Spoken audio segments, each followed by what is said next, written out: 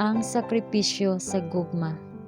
Hunyo 15. Og paggawi kamo nga may gugmaon, ingon nga si Kristo nahigugma kanato, ug alang kanato mitugyan sa iyang kaugalingon, ingon nga mahumot nga halad ug halad inihaw ngadto sa Dios. Efeso Kapitulo 5 versikulo 2. Kini mao ang halad sa usa ka gasa sa kinabuhi alang kanato, aron kita mahimong tanan nga iyang gitinguha nga kita mamahimo, mga representante niya.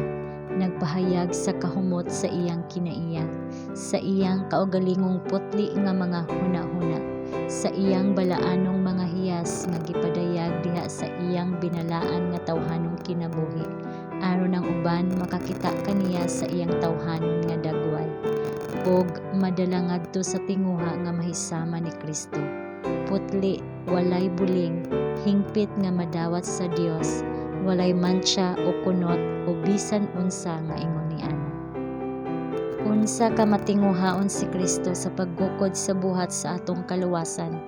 Unsang debosyon ang gipadayag sa iyang kinabuhi, samtang naninguha siya sa paghatag og bili sa nahulog nga tawo, pinaagi sa pag-ihap sa matag mahinulsulon, nagatuo nga makasasala sa mga merito sa iyang walay buling nga pagkamatarong.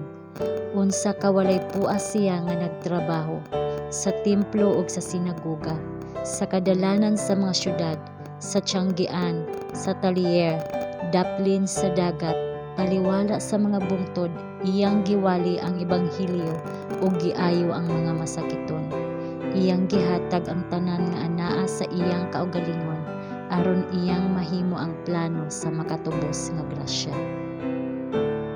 Gihalad ni Kristo ang iyang nadugmok nga lawas aron mapalit pagbalik ang kabilin sa Dios, aron mahatagan ang tawo og laing husay. Busa siya makahimo usab sa pagluwas kanila sa bug-os, kun moduol sa Dios pinaagi kaniya. Sanglit siya buhi man sa gihapon aron sa pagpangamuyo alang kanila. Hebrehanon Kapitulo 7 versikulo 25. Pinaagi sa iyang walay buling nga kinabuhi, iyang pagkamasinugtanon, iyang kamatayon sa cross sa Kalbaryo, si Kristo nagpataliwala alang sa nawala nga kaliwat. Ug karon dili ingon nga usa ka tighangyo lamang ang kapitan sa atong kaluwasan nga moyo alang kanato, kundili ingon nga usa ka mananaog nga nag-angkon sa iyang kadaugan.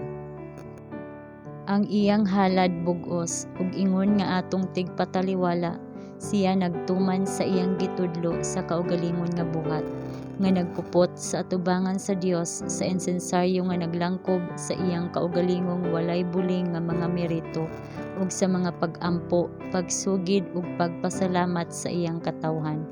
Gipahumutan sa kaamyon sa iyang pagkamatarong, kini mikayab ngadto sa Dios ingon nga usa ka kahumot. Ang halad madawat sa bug-os ug ang pasaylo nagatabon sa tanang kalapasan.